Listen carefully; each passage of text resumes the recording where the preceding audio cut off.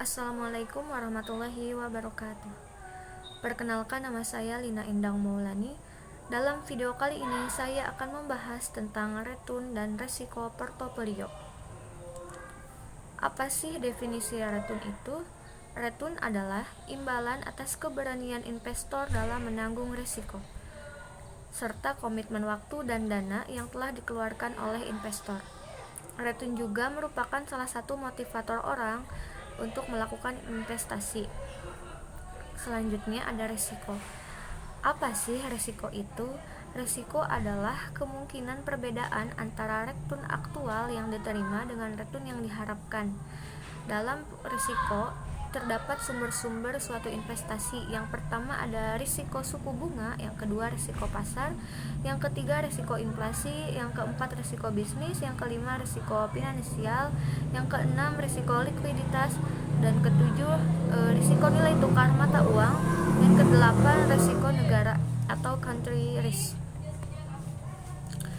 Dalam konteks portofolio, risiko dari suatu aset dibagi menjadi dua komponen. Yang pertama yaitu risiko sistematis dan yang kedua risiko tidak sistematis.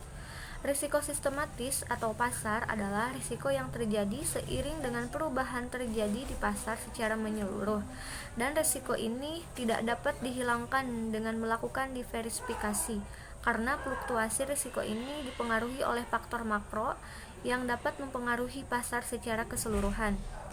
Sedangkan risiko tidak sistematis atau sering disebut dengan risiko perusahaan, yaitu di mana dengan melakukan strategi diversifikasi maka dari risiko dapat diminimalisir, sebab risiko ini hanya ada dalam satu industri tertentu. Adapun contohnya dari risiko sistematis yaitu seperti inflasi, resesi, naiknya harga BBM, perang, atau seperti sekarang ini terjadinya COVID.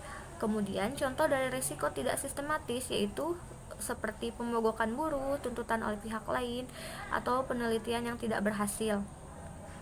Dengan demikian, maka risiko adalah penjumlahan sama dengan risiko tidak sistematik ditambah risiko sistematik.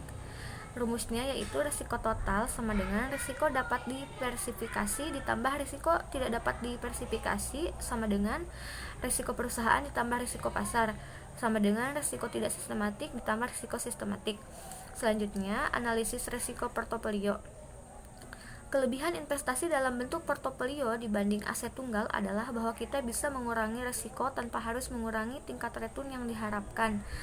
Logika yang dipakai dalam konsep portofolio hampir mirip dengan logika pengurangan risiko dalam prinsip asuransi, di mana perusahaan asuransi akan mengurangi risiko dengan membuat sebanyak mungkin polis asuransi.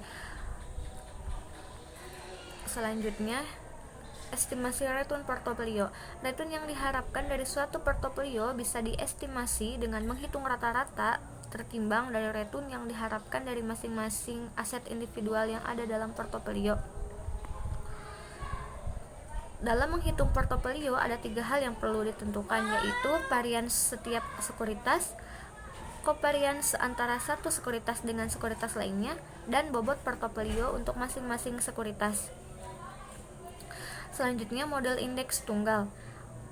Perhitungan risiko mempengaruhi return sekuritas dalam model indeks tunggal melibatkan dua komponen utama, yaitu komponen risiko yang mempengaruhi return sekuritas yang terkait dengan keunikan perusahaan dilambangkan dengan alfa kuadrat, komponen risiko yang mempengaruhi return yang terkait dengan pasar dilambangkan dengan beta i. Mungkin cukup sekian video dari saya, kurang lebihnya mohon maaf. Wassalamualaikum warahmatullahi wabarakatuh.